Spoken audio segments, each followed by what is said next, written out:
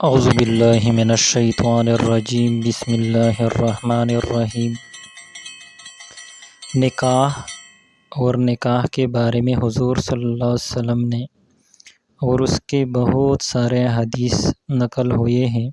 کیونکہ نکاح سنت کا عمل ہے اور حضور صلی اللہ علیہ وسلم نے خود بھی کیا ہے اور صحابہ کو اس کی بار بار تاکید بھی کی ہے۔ اب نکاح کا مسئلہ کیا ہے کہ نکاح کیسے ہوتا ہے اور اس کے لیے کون کون سی چیزوں کی ضرورت ہوتی ہے۔ نکاح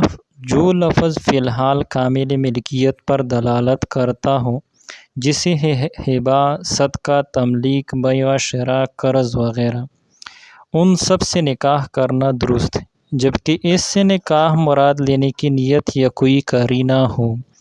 اور گواہ بھی یہ مقصد کس طرح سمجھتے ہوں۔ بس جس طرح نکاح اور تزویج وغیرہ صریح الفاظ سے، یعنی نکاح اس سے ہو جاتا ہے، اس طرح وہ الفاظ جو لفظ نکاح کے ہم معنی تو نہیں مگر ان سے کنایتاً نکاح کا مفہوم سمجھا جاتا ہے،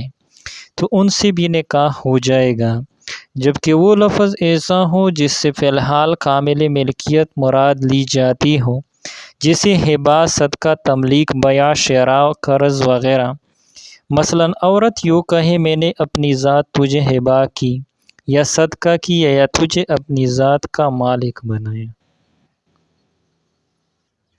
یا جیسے مرد کہے، میں نے تجھ کو اتنے روپے کے عوض خرید لیا، یا عورت کہے، میں نے اپنی ذات تیرے ہاتھ فروخت کی یا قرض دی،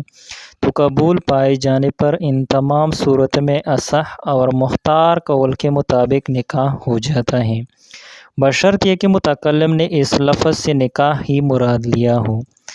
اور اگر کوئی قرینہ بھی اس امر پر دلالت کرتا ہو، مثلا مہر کا ذکر یا لوگوں کو جمع کرنا، گواہ بنانا اور خطبہ نکاح پڑھنا وغیرہ، اور اگر کوئی قرینہ نہ ہو تو قبول کرنے والے نے اپنی مراد کو واضح کیا ہو، نیز گواہوں نے بھی سمجھ لیا ہو کہ اس لفظ سے نکاح مراد لیا ہے، خواہ بتلانے سے سمجھا ہو یا کسی قرینہ سے خود ہی سمجھ لیا ہو، اور وہ الفاظ جن سے کامل ملکیت مراد نہیں ہوتی ان سے نکاح درست نہیں، جیسے رہن، عریت، تحلیل، اباحت، اجارہ وغیرہ۔ اسی طرح وہ لفظ جس سے کامل ملکیت تو مراد ہوتی ہے لیکن فی الحال مراد نہیں ہوتی، اس سے بھی نکاح جائز نہیں، جیسے وصیت کا لفظ، یعنی عورت کا باپ کہے، میں وصیت کرتا ہوں کہ تو میری بیٹی کا مالک ہے، اور مرد قبول بھی کر لے تو اس سے نکاح نہ ہوگا، اس لیے کہ وصیت میں اگرچہ کامل ملکیت ہوتی ہے مگر فی الحال نہیں ہوتی، بلکہ وصی کے مرنے کے بعد ہوتی ہے۔ ایجاب و قبول ہر زبان میں درست ہے اور ان کے معنی جاننا ضروری نہیں، بس اگر عربی، فارسی، اردو وغیرہ کسی بھی زبان میں ایجاب و قبول کر لیں تو نکاح ہو جائے گا، اگرچہ اس کے معنی معلوم نہ ہو، صرف اتنا جان لینا کافی ہے کہ اس لفظ سے نکاح ہو رہا ہے۔ بس اگر کسی کو گواہوں کی موجودگی میں سکھایا جائے کہ کہو زوجت نفسی منک، اور عورت کو سکھایا جائے کہ کہہ قبلت و نکاح، تو نکاح اس سے ہو جائے گا، اگرچہ مرد اور عورت یہ نہ جانتے ہو کہ ان الفاظ کے کیا معنی ہے، ہاں اتنا ضرور جانتے ہو کہ یہ ایجاب یا قبول کا کلمہ ہے، اگر یہ بھی نہ جانتے ہو تو پھر نکاح نہ ہوگا۔ ایجاب و قبول لفظاً معتبر ہے نہ کہ فعلاً، بس اگر کوئی مرد کہے، میں نے اتنے روپے کے عوض تم سے نکاح کیا، جواب میں عورت کچھ نہ کہے، صرف مہر پر قبضہ کر لے، تو اس طرح نکاح منعقد نہ ہوگا۔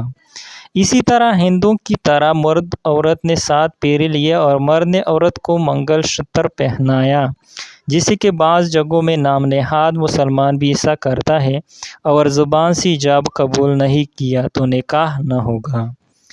دونوں گواہوں کا ایک ساتھ ایجاب و قبول سننا ضروری ہے، بس اگر گواہوں نے صرف ایجاب کا لفظ سنا اور قبول کا لفظ نہیں سنا، یا ایک نے صرف ایجاب کا لفظ سنا اور دوسرے نے صرف قبول کا، یا دونوں گواہوں نے متفرقاً علی حدہ ایجاب و قبول کو سنا، یعنی پہلے ایک نے سنا پھر دوسرے نے، تو ان تمام صورت میں نکاح نہ ہوگا۔ لیکن اگر کوئی شخص گونگا ہو تو ظاہر کہ گواہ اس کا کلام نہیں سن سکتے، بس یہ صورت مستثنا ہے۔ اس کا حکم یہ ہے کہ اگر وہ گونگا شخص لکھنا جانتا ہو تو اس کے لیے ایجاب یا قبول کو لکھنا ضروری ہے، یعنی گواہوں کے سامنے نکاح کی مجلس میں لکھ کر پیش کرے۔ اور اگر لکھنا نہ جانتا ہو تو ایسے اشارے سے جو مقصود پر دلالت کرنے والا ہو ایجاب یا قبول کرے تو کافی ہے، نکاح صحیح ہو جائے گا۔ ایجاب کی عبارت تام ہونے سے پہلے قبول صحیح نہیں۔ پس اگر نکاح پڑھانے والے نے کہا میں نے فلاں بنت فلاں کا نکاح تجھ سے کیا، اور لفظ کیا کہنے سے قبل ہی مرد نہ کہا میں نے قبول کیا، تو یہ قبول صحیح نہ ہوگا، کیونکہ جب تک آخری لفظ نہ بولا جائے کلام استثناء وغیرہ کے ذریعے تغیر کا احتمال باقی نہیں رہتا۔ یعنی اس استثناء وغیرہ کے ذریعے تغیر کا احتمال باقی رہتا ہے۔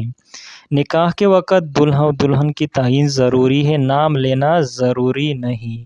کیونکہ نکاح انتہائی افضل اور حضور صلی اللہ علیہ وسلم کی قیمتی اور افضل سنت ہے، کیونکہ النکاح من سنتی فمن رغب عن سنتی فلیس منی، کیونکہ نکاح کے بہت زیادہ فضیلت رکھتا ہے، کیونکہ ایک بانکاح شخص کی نماز عام شخص کی نماز سے 40 گنا افضل ہے۔ اور حضور صلی اللہ علیہ وسلم کی ایک دوسری روایت ہے کہ یعنی ایک